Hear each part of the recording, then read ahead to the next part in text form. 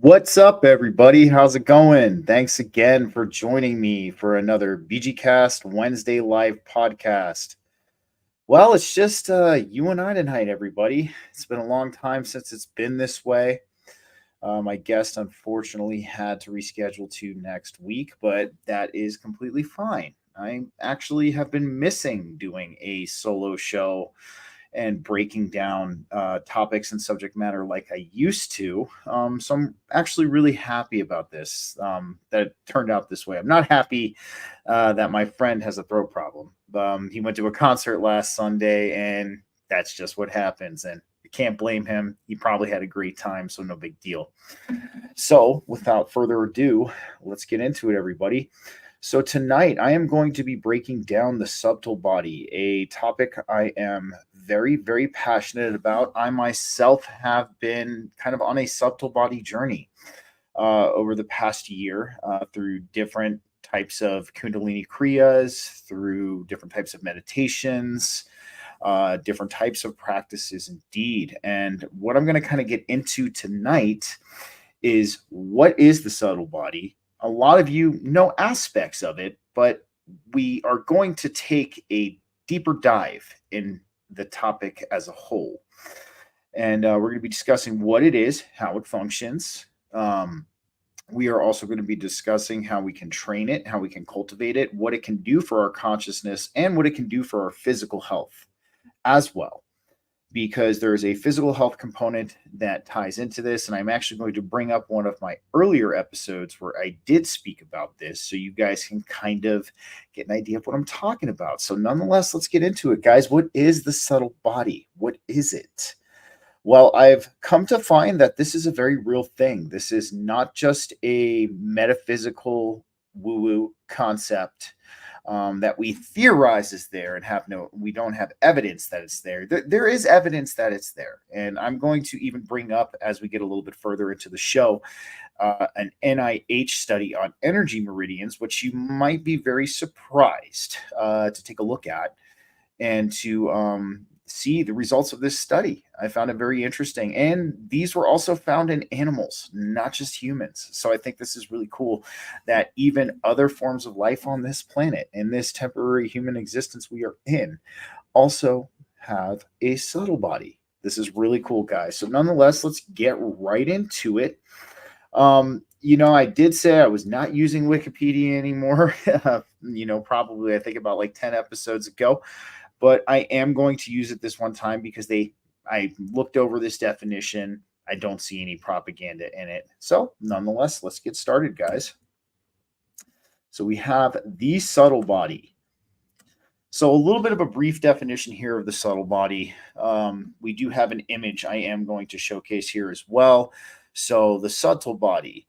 The subtle body is a quasi-material aspect of the human body, being neither solely physical nor solely spiritual, according to the various esoteric, occult, and mystical teachings. This contrasts with the mind-body dualism that has dominated Western thought. The subtle body is important in the Taoism of China and Dharmic religions such as Hinduism, Buddhism, and Jainism, mainly in the branches which focus on Tantra and Yoga, where it is known as the Suksma Sarira, if I did say that right. However, while mostly associated with Asian cultures, non-dualistic approaches to the mind and body are found in many parts of the world.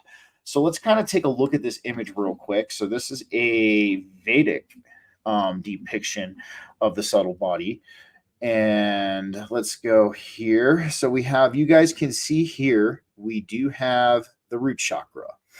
And then we have the navel chakra, and then we have the solar plexus chakra, the heart chakra, the throat chakra. Then we have the third eye and the crown located on the top of the head. So the chakra system is actually a aspect of our subtle body that we all know.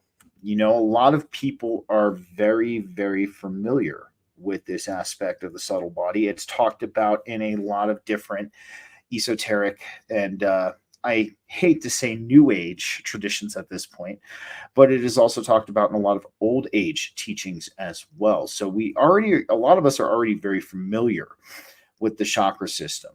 So I find this to be a very interesting part because you can actually feel your chakras if you give it a go. And I'm going to give you a method on how to do that at the end of the show when we get into how do we train and cultivate our subtle body. So nonetheless, let's kind of get back to the definition just a little bit. So we have subtle body concepts and practices can be identified as early as 2nd century BCE.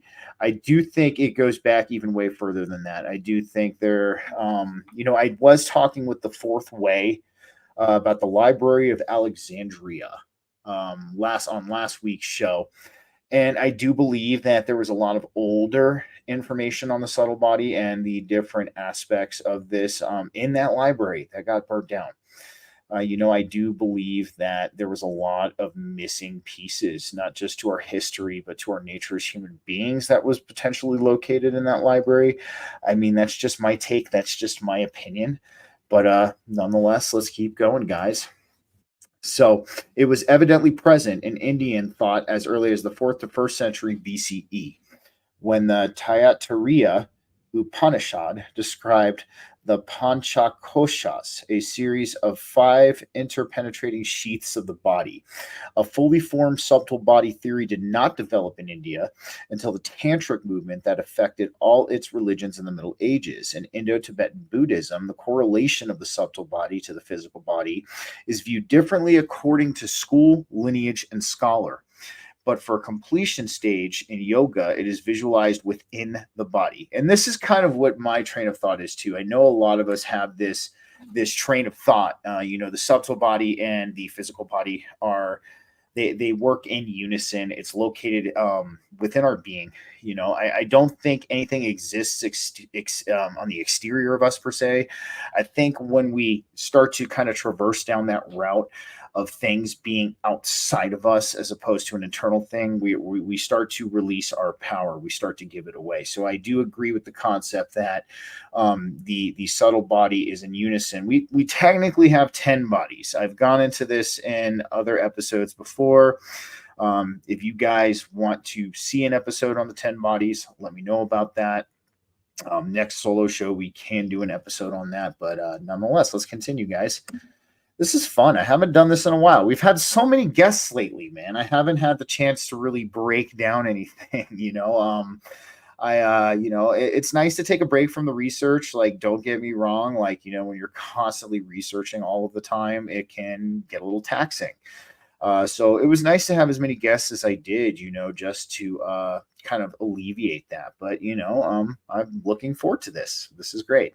The subtle body consists of focal points, often called chakras, connected by channels, often called the nadis, that convey subtle breath, often called prana. And you guys have heard me, not just on X, but in other shows as well, talk about the nadis and prana and the 5 different types of prana.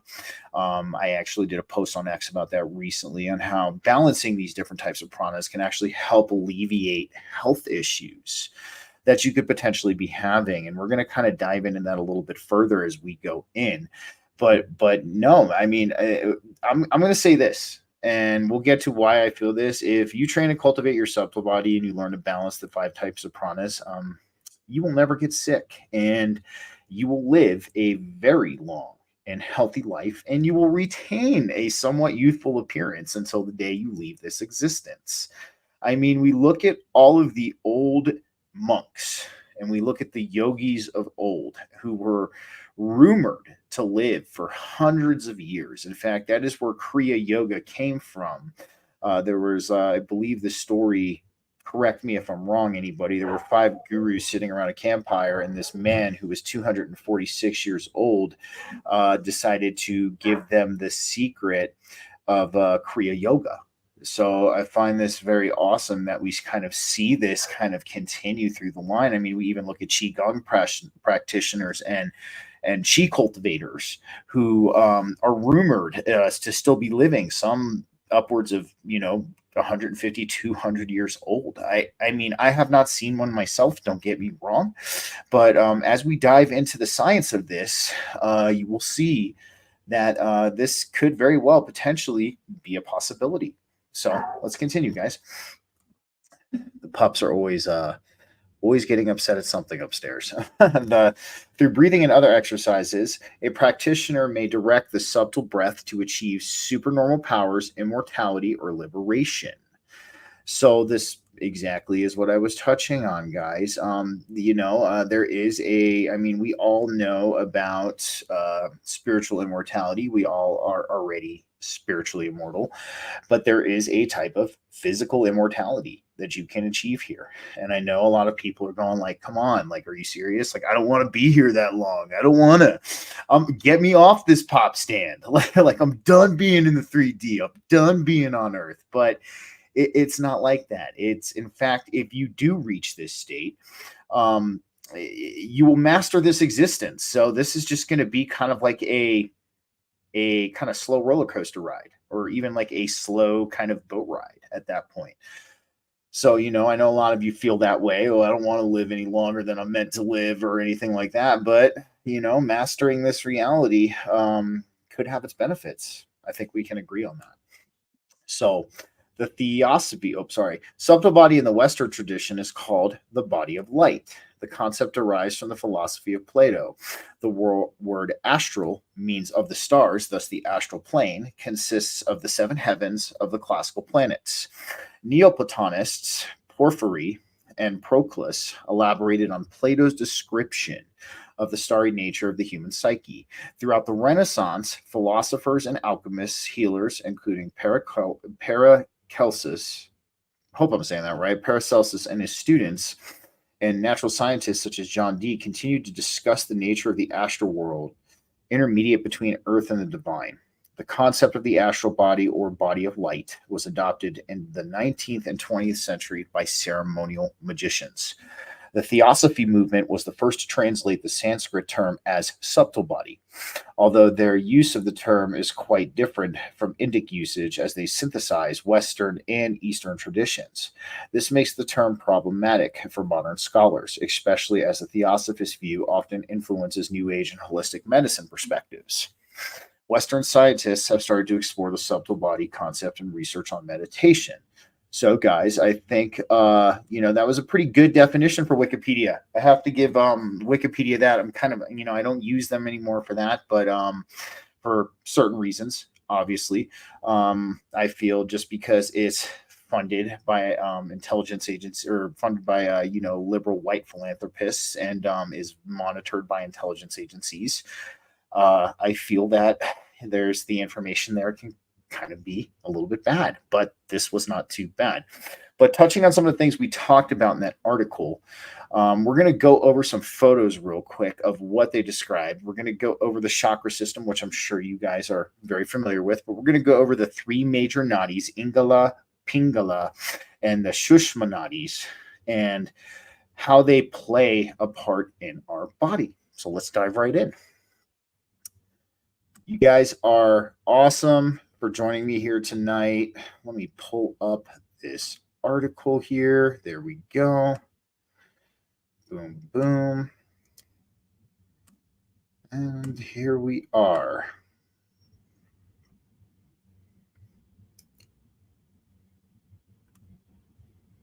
All right, guys. So we have here, as you can see, this would be a basic foundation of the subtle body.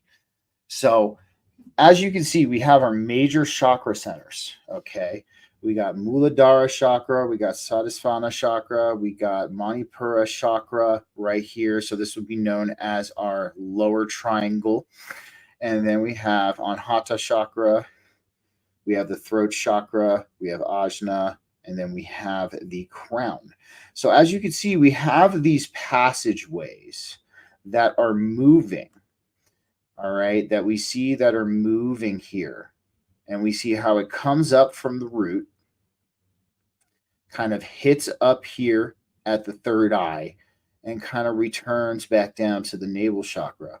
So we have the Ida and Pingala nadis here, which are actually known as our sun and our moon channels. So, we look at a lot of the symbolism.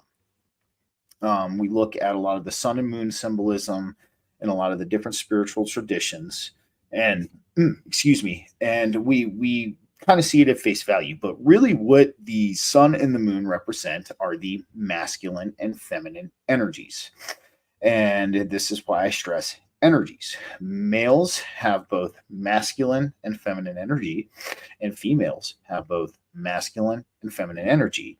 There are just different balances that exist within the male, and there is a different balance of these energies that exist within the female.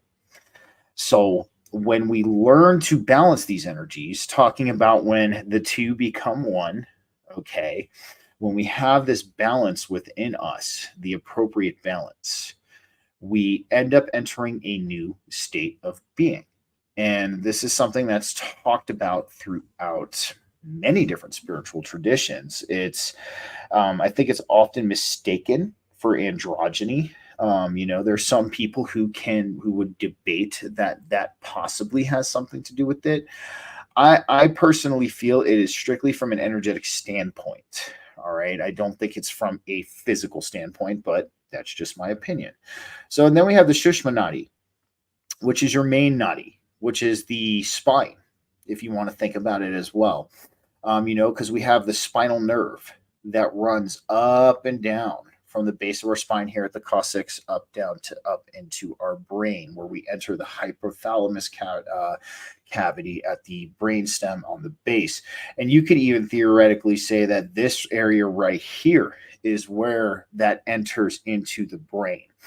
And these are not very hard to balance, guys. When we kind of start to talk about the training to balance these, it's not a very hard thing. It takes about 5 minutes a day, if that, and this is something I think that we all can be doing.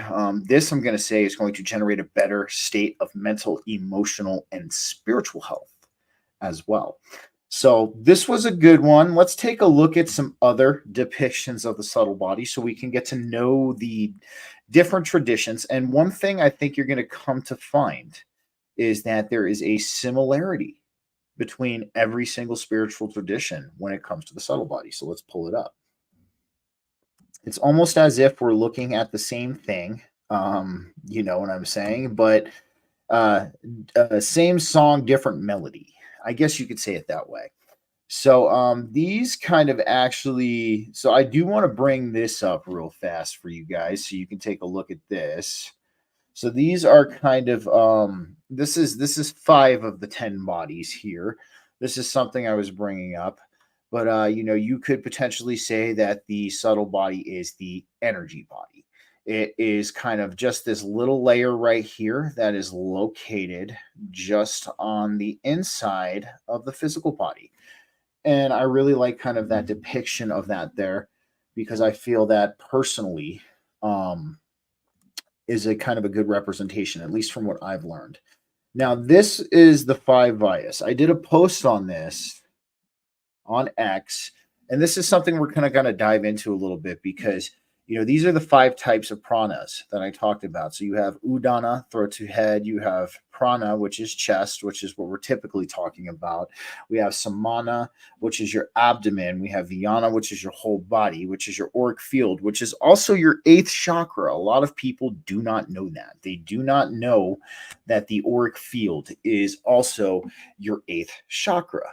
And I was actually talking with Don Spinja and Karen about this. Don from After Dark, Karen from Quantum Guides, because they were doing these exercises where they were working with the auric field, and I'm like, well, dude, you can train your auric field, like it's a very interesting thing. But and this is what I mean.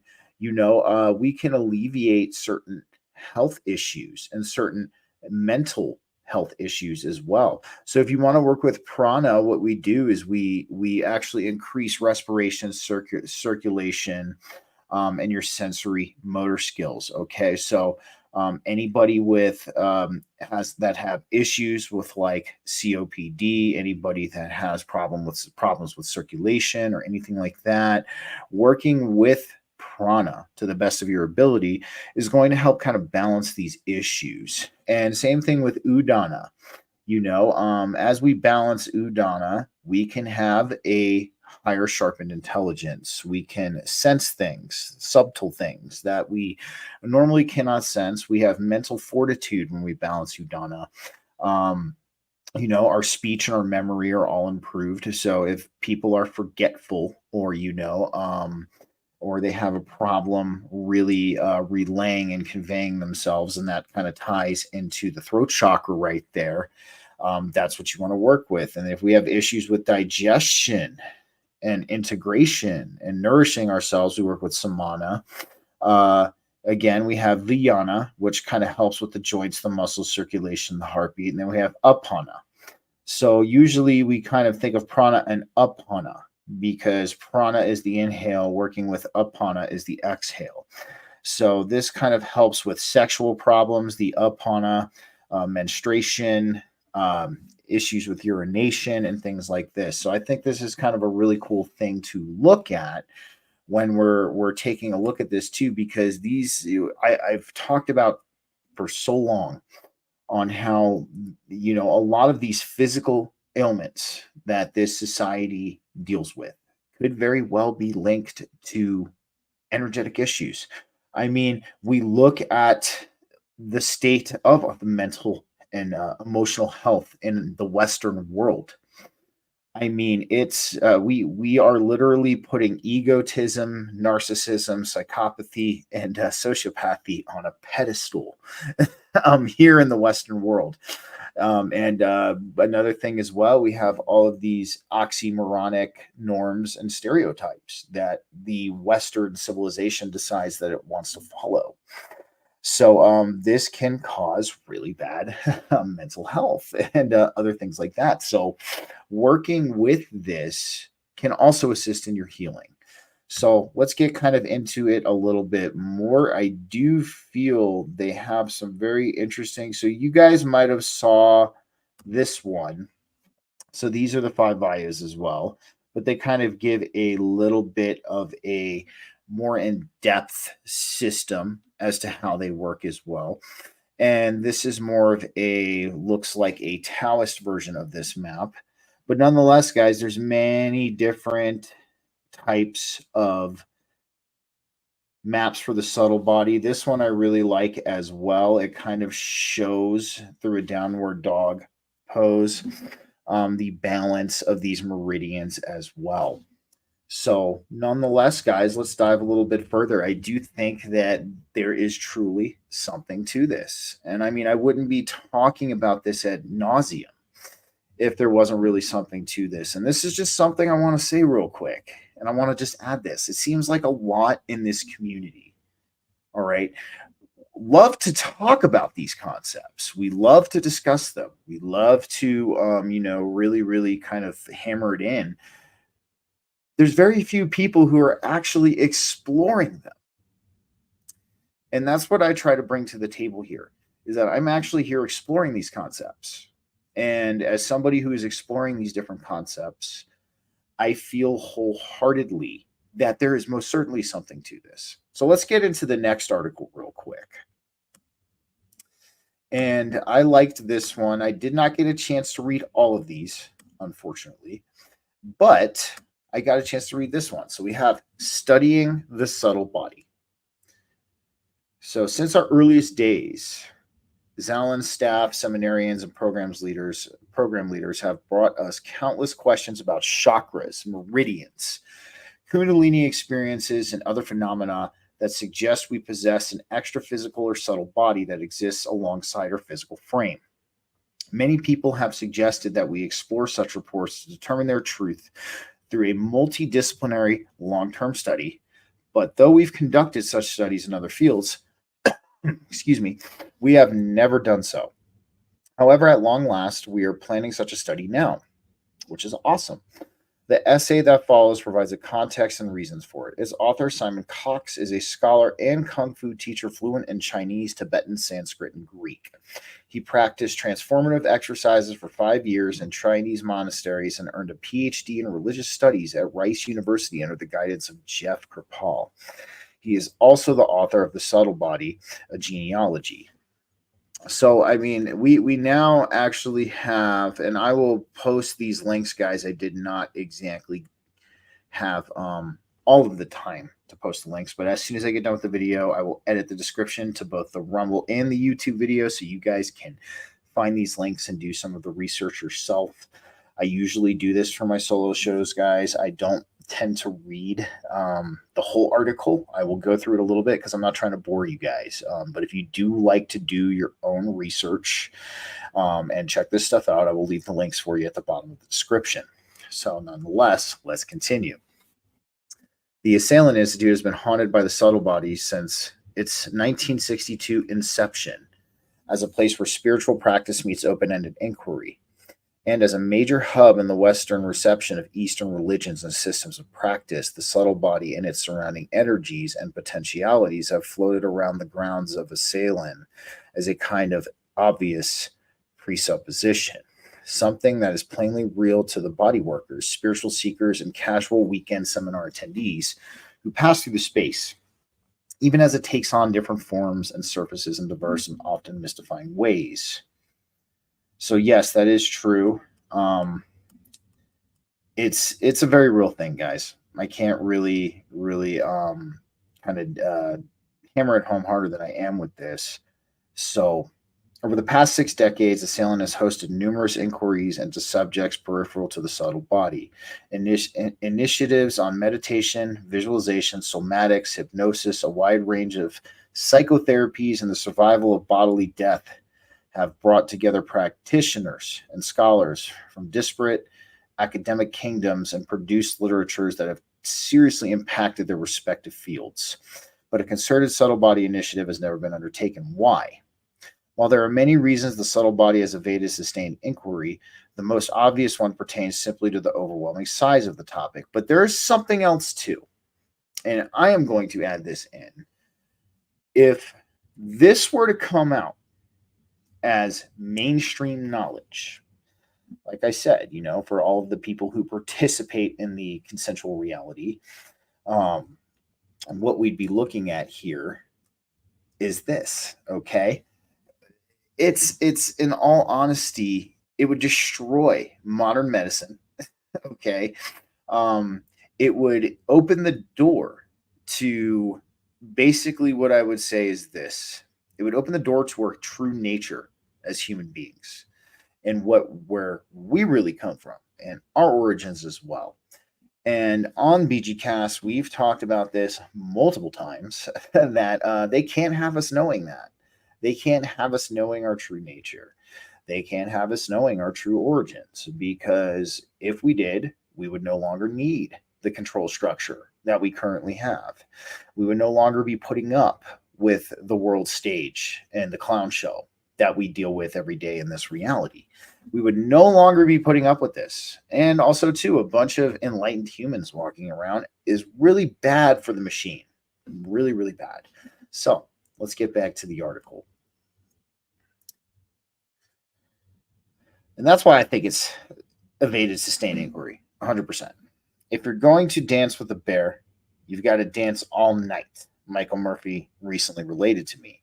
But here you're not dancing with a bear, you're dancing with a T-Rex. I'll eat you in one bite. He mimed tossing something into his mouth like an olive, as Murphy framed the issue in his 1992 Future of the Body, the Egyptian Ka. All right, so we know about Ka. A lot of you guys have heard about this before. The Egyptian Ka, the Greek Oshema, and the Sanskrit Kasha, Deha, and Sarira, which represent the vehicles of consciousness that can live after death. Different doctrines accompany the idea that we possess a subtle body or bodies, too many to summarize here. The Rig Veda, the Upanishads, Old Testament, pre-Socratic philosophers, Plato, Aristotle, certain Epicureans and Stoics, Plotinus, Porphyry, Iamblichus, Proclus, Origen, St. Paul, many Gnostics, Augustine, Thomas Aquinas, Descartes. Although Descartes was the one who stated that the soul and matter are separate, which I don't really agree with Descartes. You shouldn't have said that. Paracelsus, Swedenborg, and the works of several modern philosophers, novelists, and scientists. So this is now starting to kind of research into scientific research. And I'm honestly going to say, at least at this point, um, any major research of this topic is not going to be highly publicized. It's not. Because if it is, like I said, it destroys healthcare as we know it. It destroys mental health care as we know it, although potentially some of that will still exist. I do believe that therapists will most certainly still be a thing if this were to become widespread knowledge and people were to become aware of it as a whole. But as far as psychiatrists, mental institutions, and things like that, I don't think those would be a thing anymore. And of course, this is a threat. This is a big threat to big pharma and the FDA and all of this and the WHO. So we're going to have to look for this research in the future, guys. I'm just being 100% honest about this because this is not going to be something that's going to be advertised to the masses. It's only going to be shown to those who are seeking it, which, I guess is kind of a good thing at the same time. I'm going to take a quote from Daniel from End of Days Radio, and he goes like, I'm really happy that I don't have people a whole bunch of people casting spells on me or doing things to me because they understand these concepts. So I think the information will be available to those who seek it, and I think we can see some very promising stuff with this in the future, guys. I really do. All right, on to the next. So as we can see, guys, there is a lot of research going on with this, or potentially the beginning of a lot of research. So one thing I want to bring up are the meridians, the energy meridians. Now, one thing I'm going to bring to the table here is we have a actual NIH study on the energy meridians. Now, I'm not going to read the whole entire study. We're going to get kind of to the conclusion, and I'm going to show you some very interesting photos that were taken in this study. So let's kind of get into it, guys. The fact that NIH is looking into this kind of stuff, even though I don't trust these individuals, but it's something to be said. It's something to be said. So what we have here is we have a study on anatomical evidence of acupuncture meridians in the human extracellular matrix, results from a macroscopic and microscopic interdisciplinary multicenter study on human corpses. So they did end up doing these experiments on corpses. They were looking for these meridian points, these acupuncture points.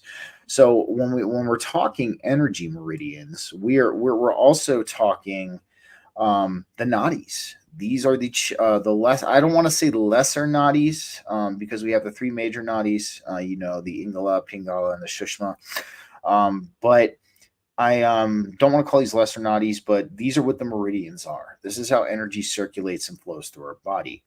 And when we have blockages in these, I mean, that's where the whole basis of what acupuncture is based off of, is to remove these blockages in this energetic system of our body. So we can have energy circulate more fluidly and in a cleaner fashion, so we don't have these ailments and these health issues. And I've had different types I've had acupressure, I've had a type of acupuncture, and I can honestly say there's something to that as well. It does work. So it's not just woo-woo, guys. I promise you that. All right, back into the article. So for more than 2,500 years, acupuncture has been applied to support the healing of different diseases and physiologic malfunctions. Although various theories of the meridian system and mechanisms were formulated to explain the functional basis of acupuncture, the anatomical basis for the concept of meridians has not been resolved. The aim of the present study was to search for replicable anatomical structures that could relate to the meridians. To this end, 4 human specimens and additionally 2 lower legs were dissected anatomically. Our study found evidence that acupuncture meridians were part of the human extracellular matrix. So this is one thing I'm going to say. So this is kind of a way of saying, like, yes, it is very real, but we're saying it's real in a way that we're not saying it's real. necessarily. So at the same time, we found vessel nerve bundles, which were hypothesized to account for 80% of acupuncture points. Only in a few acupuncture points, therefore. Our findings contradict the theory that acupuncture points are only located along the nervous channels. So what does this tell you guys? Like, I mean, I think this is kind of a very interesting thing. And the reason why I feel that way is because when we look at our nervous system, that itself is energy. That is where energy flows. I mean, you have to, even taking the bare basic consensual narrative when it comes to this as well. We have electrical impulses and we have electrical signaling going through our nervous system and going through our body. And if there's blockages in this, could it be that the nervous system is the nadis? I mean, that's a question I want to ask you all, and I want to definitely get your thoughts on that. So nonetheless, let's continue on to the photos of this study. So I'm going to go down and take a look at these photos. So here we have an acupuncture point, this bundle of nerves here, VMB distal to the medial side of the lower leg. And here we have another one on the left dorsum, VMB at the acupuncture point in proximus. So we can see that these things exist, guys. This is not just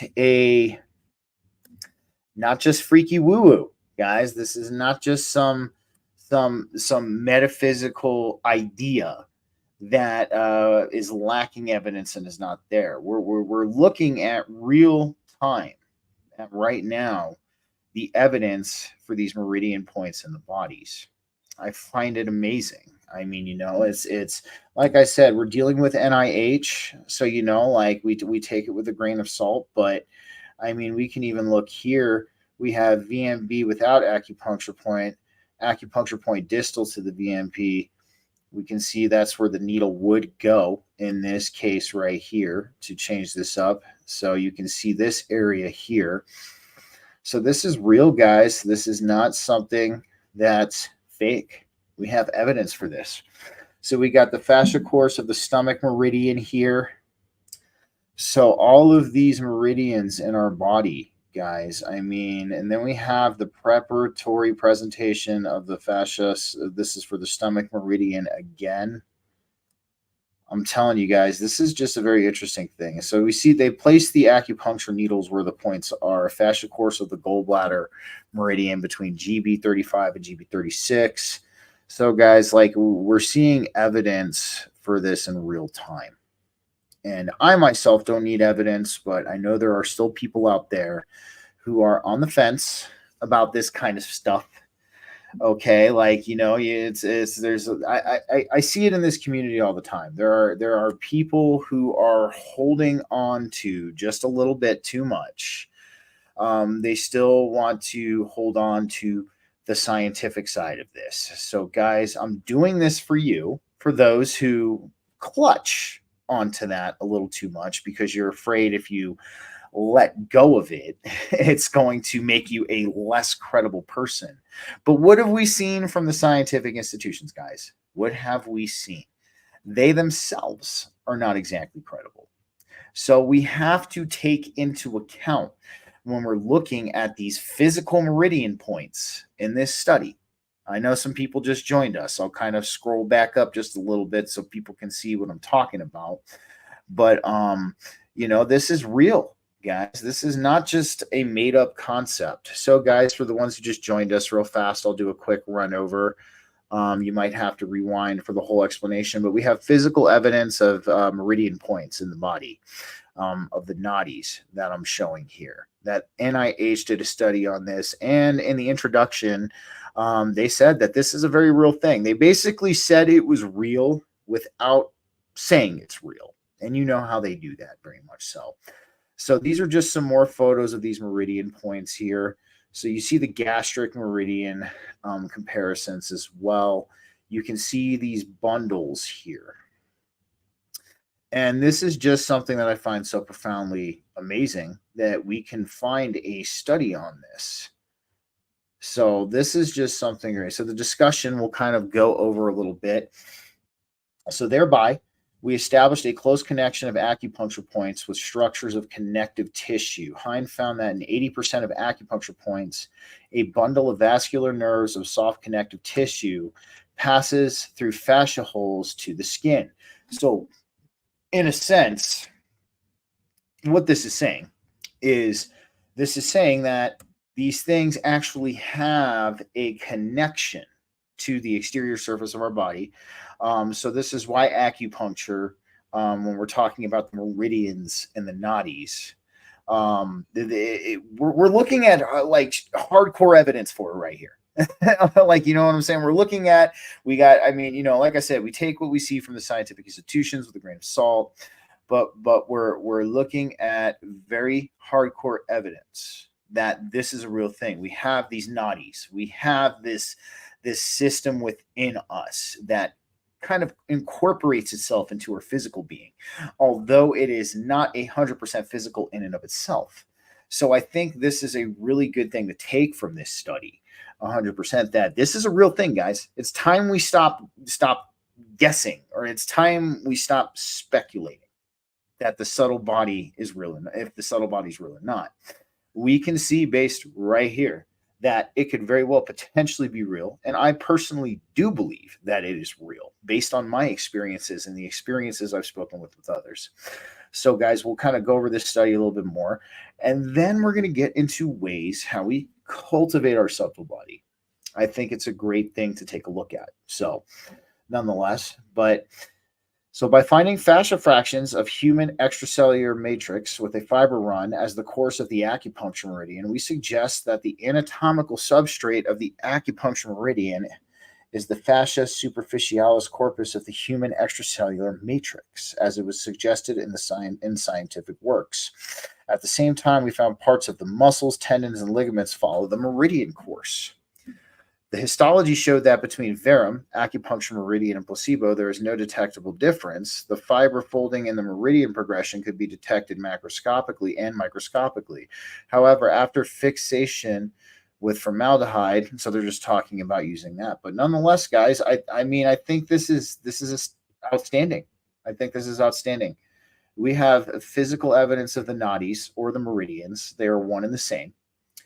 Okay, and we can see how this subtle body incorporates itself into our physical body.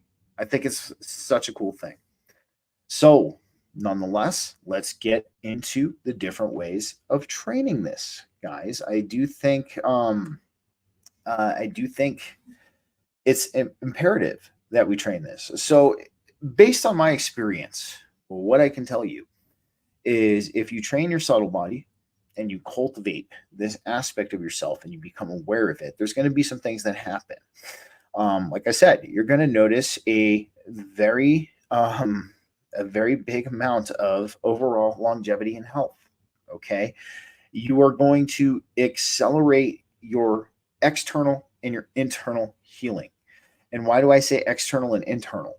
Well, external because when we work our subtle body, we're working with prana, we're working with our breath. And you know how crazy I am about breath work here. You know how I've said breath work has done, wondrous things for me. So that would be the first thing, okay? Because when we breathe in the prana, okay, prana is energetic information. But when we breathe in prana from a physical standpoint, we are intaking more oxygen. So when we intake more oxygen, what happens is our body, without having to change our diets, although I recommend you all eat, organic whole foods. That's what I think everybody should be intaking. But when we intake extra oxygen or extra prana, our body moves into an alkaline state just by doing that. And when we move into an alkaline state, I did an episode on terrain theory and germ theory here. But let's talk about terrain theory for just a sec. You will not find any articles on it. The only thing you will find it labeled online is pseudoscientific theories for infectious diseases. That's the only place that you're going to find terrain theory. So, what terrain theory is, and I do believe it's, when we have answers like this, it neither sways in either direction or either polarity. The answer always lies somewhere in the middle. So, I think it's a combination of both. But terrain theory is if you keep the terrain of your body healthy and in good health by taking care of it, you will not be sick. So, a little history on that. We kind of go back to Beauchamp and Pasteur in the late 1800s. So, Beauchamp was the proponent of terrain theory. Pasteur, as we know, we get pasteurization, Louis Pasteur, was the one who created germ theory. And although Beauchamp's theory had a lot of work put into it, had basically a sound basis of evidence, because Pasteur was in cahoots with the government, in cahoots with the socialites, in cahoots with the elite, Pasteur's theory ended up taking precedence and Beauchamp's got kicked to the curb. So when we intake, I'll digress, when we intake more prana, when we intake more oxygen, we alkalize our body and we don't get sick anymore. And if you think I'm bullshitting you, give it a shot. What's stopping you? All right. So let's kind of take a look at this real quick, because like I feel like, there's still a lot of people who have yet to try this. And I see a lot of people still getting sick. Like, yes, getting sick is also a mental and a frequency thing. But with this, you can combat both aspects of it. Why not? So let's kind of dive in here to other different practices. So we have one type of breath work, which I am very, very profoundly passionate about, is breath of fire. So, breath of fire. Let me get this shown up for you guys real quick, and I'll kind of give you a little bit of an instruction on how to do it. Breath of fire, or you can do Wim Hof method, which I think is kind of a lighter version of breath of fire. I don't think it's as intense, because instead of breathing in and out fast like you do with breath of fire, it's more at a moderate pace. I mean, if this is your first time doing this, obviously take it slow. So breath of fire is a breathing technique used in Kundalini yoga that involves a gentle inhale and a forceful exhale. It can be practiced alone for 3 to 31 minutes. Geez, dude, if I could find somebody, like, I do it for 5 minutes and I'm good. If I can meet somebody who does it for 31 minutes, I'm going to shake their fucking hand, because I'm going to be like, dear God, dude, like that's some stamina. That's some champion stamina there. You know what I mean? So like, yes, it's very interesting that there are people who can do it for 31, depending on the practitioner's needs. Some say that breath of fire has many health benefits, including respiratory health. Breath of fire exercises the respiratory muscles and strengthens the diaphragm, which helps the lungs take in more air. And what's happening when we're taking in more air, guys? We're intaking more prana. Look at that. So we can actually train our body, and this ties into our subtle body. Okay, that when we intake more prana, we're working with our subtle body. We're activating our subtle body. So this is a very good thing. So we have stress reduction. Breath of fire is a form of breath control that can help relieve stress and anxiety. Yes, it does. It resets your sympathetic nervous system. I mean, this is what Wim Hof's breath does. And this is why, I don't know if some of you guys who've been with me a little bit since the beginning, we had Jason of New Dimensions, Crystals, and Reiki on, and he was stating on how breath work is more effective than meditation itself at reducing stress and anxiety. So, and I often recommend breath work to people who have a hard time meditating. I do have meditations that can help people who have a hard time meditating, but if meditating is not your thing and you're looking for that kind of effect to work with your subtle body and help with that, breath work is the way. It's a good way to keep yourself focused and in the present moment. So improved concentration and mindfulness. So this is actually a result of the subtle body training. We have some yama, which is divine focus. This is something, I was talking about with Tyler on Fourth Way. He called it self-remembrance. And I found it just so interesting on how the self-remembrance sounded exactly like samyama, which is divine focus. So this is actually an aspect of you strengthening your subtle body. I think it's fantastic. So this is just one way we start to tap in to our subtle body. And it says other benefits can help with digestion. Totally agree with that. Abdominal strength, yes, because you are breathing with your navel, revitalizing cells and increasing prana in the body. So check it out. So we have revitalizing cells, increasing prana in the body. So this is a very, this is a good way to start, guys. This is a good way to start training your subtle body. The next step, okay, I would say that can help you start to get used to this aspect of yourself. If you would like to start training this aspect of yourself, is going to be Qigong. So let's take a look at Qigong. So let's go here.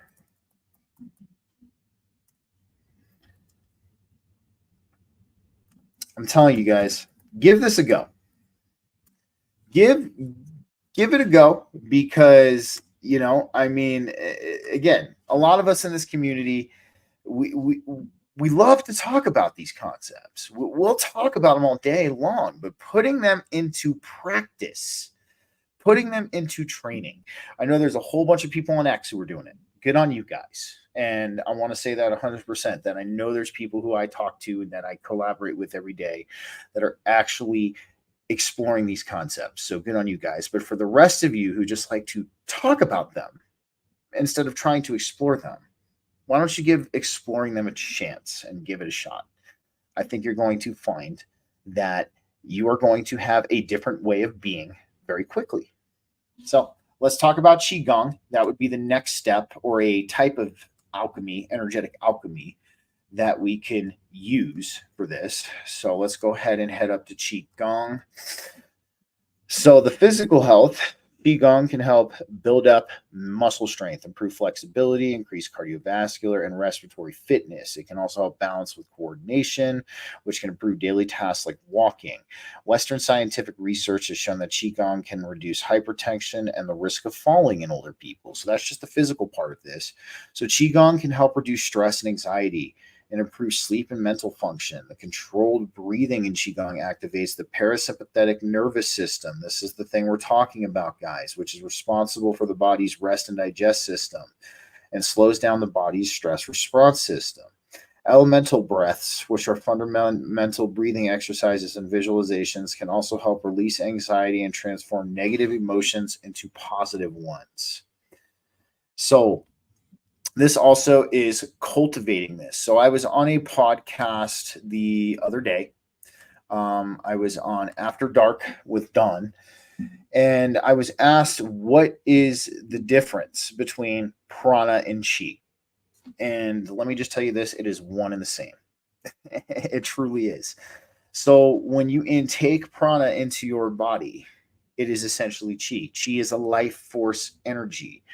So there's no difference in the two. And this is why I find it very interesting, because, we were talking about in the beginning of this episode that, when we look at all of the different depictions of the subtle body in the different traditions, we see a very similar thing in front of us. We might see a couple of minute differences, or, the Taoist representation of this, works with the 3 dantians. It's not working with the 7 chakras. But if you look at where the dantians are located, it accounts for the chakras. It's very, very interesting. So you have your upper dantian, which is basically located in your head. So there we go. We got a third eye and crown right there. You got your middle dantian, which is located in your solar, like in between your heart and your solar plexus. So there we go. We take care of throat, heart, solar plexus. And then we have lower dantian, which is located just underneath the navel, which we can account to the bottom 2 chakras. So when we're looking at this from the standpoint that we need to be looking at that, it doesn't matter which route you decide to take, guys, whether you want to do Kriya, whether you want to do Qigong, whether you want to do the Nidon practices, the elemental breaths, whatever kind of route you want to take, it is up to you. So this would be kind of the next step, guys. After learning the breath work is understanding your subtle body. And through Qigong, you will gain an understanding of your subtle body. What you'll come to find, as I was talking with Don about this on the show on Monday, you're going to have this sense of what I call a fuzzy static electricity. And you notice how when we get normal static electricity or we get shocked by normal static electricity, that it hurts, but this is a different feeling. Like, or it can sting. I wouldn't say it hurts. I mean, I've taken 480 volts on accident before, and nothing's going to hurt more than that. But yes, I'm alive and well. I'm here in front of you guys. It was a freak accident and my foreman's fault. We're not getting into that. But nonetheless, but yeah, so the next stepping stone I'm going to say is you can move up into the Kriyas and the Nidhan practices. So, like, let's kind of go through the Kriyas for a little bit, for a second, and then we will get into the Nidhan practices. Now, I brought up the Nidhan practices in an earlier show of mine. I didn't go as in depth into that, but let's talk about Kriya Yoga benefits real quick. We have that here. And so this, when we're talking about the subtle body as well, we have the spiritual growth and the emotional stability. So let's go ahead and do this real quick. Let's pull this up. So when we're talking about Kriya Yoga benefits, we have physical and mental health, spiritual growth, and emotional stability. Now, the one thing I'm going to tell you guys as well, when we are doing this kind of internal alchemy, a lot of this healing and these revelations and these remembrances that you're going to have are going to be of permanence. They're not going to be fleeting. Like after you have a very intense, very spiritual, entheogenic experience. And I think that's the difference between the two, because a lot of times when we, have an experience on mushrooms or DMT or LSD or things like that, we're faced with this clarity, like this understanding and this clarity of basically the whole overall underlying meaning of existence and life and our purpose here, the divine interconnectedness between everything. We have and maintain this clarity during the experience. But one thing we can come to find is after the experience, after a couple weeks, we end up losing our grasp of this clarity. Doing this, the Kriya Yoga or the Nidhan practices, any kind of internal alchemy is going to have you retain that clarity and make that clarity of permanence. It's not going to be fleeting anymore. And this is why I'm so big on this stuff, guys. Like as somebody who used to be really into taking psychedelics and doing integration and things like that. And yes, while integration will help you get the more out of what you had in that experience than if you didn't do any kind of integration therapy, you will still come to find that you will lose some of that clarity. It's not in permanence. This will give you that clarity in a permanent state. And this is why I am the way I am today. So, nonetheless, let's keep going on this. Kriya Yoga's physical postures, the asanas, and breathing exercises, pranayama, can help improve flexibility, circulation, and muscle tone. Other Kriyas, such as Kapalbhati, Noali, Basti, and Neti, can help maintain body's overall shape. So, if you guys ever want to do a Kriya that will get you in good shape, you need to do the Sarabunda Kriya. Just give it a look up. It is literally going from downward dog to upward dog to downward dog to upward dog over 108 times. So, mental health. Kriya Yoga can help with relaxation, stress, and nervous tension. It can also help develop willpower and concentration, which can improve effectiveness in business and family life. Spiritual growth. Kriya Yoga can assist with spiritual awakening and evolution. It involves purifying the body and mind, and then awakening the chakras' subtle energies. Just as we've been talking about this whole episode, guys, some say that sincere practice can help elevate the mind to a supramental consciousness. So these are some of the steps I'm going to say to start exploring the subtle body. Okay. The one thing that I've been hammering home quite a bit lately is we need to lose the attachment to complexity. I think a lot of people still, like even when we're talking about what's happening on the world stage, people are conditioned to think everything is complex, even when it comes to our health. We've been conditioned, okay, by the medical industrial complex, big pharma, the government, the WHO, the FDA, that our health is complex and we can't handle it on our own. But that is the farthest from the truth. Same thing with the solutions to the issues we face as a collective. The solutions are quite simple, but because we've been so conditioned into thinking they are complex, we are looking and striving for complex solutions that are almost too complex for even a collective in our state to be able to take care of. So, guys, before we end the show tonight, I want to thank everybody who came in a little bit late. Appreciate you guys being here. I'm going to give you a quick little exercise to start feeling your subtle body and your chakra system. So, sit down on a zafu cushion or some kind of cushion in a meditative space. I want you guys to do this simple exercise. And after you do this simple exercise, I want you to tell me what happens. Definitely hit me up. If you're watching this, let me know. So I want you to sit there in that meditative space, and I want you to contract your perineum. And what is your perineum? Woman, you know it as the Kegel muscles. Men, you know it as the area between your hoo-hoo dilly and your anus. Yeah. I guess we'll call it the taint for better purposes. So as you're sitting in that position, I want you to contract that, and I want you to hold that contraction there. And I want you to do breath of fire for 2 minutes. So I demo breath of fire. And that is breath of fire. So you are going to contract your stomach on the exhale, because what this does is it starts working with your lower triangle. It starts working with your lower 3 chakras. And what this is going to do is it's going to start working that energy up the Shushmanati into the higher centers. So as you're holding this contraction in your perineum, your Kegels or your taint, whichever you wish to call it, and you're doing this breath of fire for 2 minutes, what you're going to begin to notice is you're going to start noticing this warmth start to develop. And as you start to notice this warmth start to develop, you're going to feel it kind of start to rise. Okay, so and after your 2 minutes, what I want you to do is I want you to inhale as deep as you possibly can, keep holding that contraction in your perineum, and add your navel to the mix as well, and hold it for a good as long as it's comfortable. And then what I want you to do after you exhale, if you need to lay down on the ground. And what you're going to notice is you're going to notice that fluffy static electricity I told you about. This is the prana, and this is the beginning of you starting to understand your subtle body.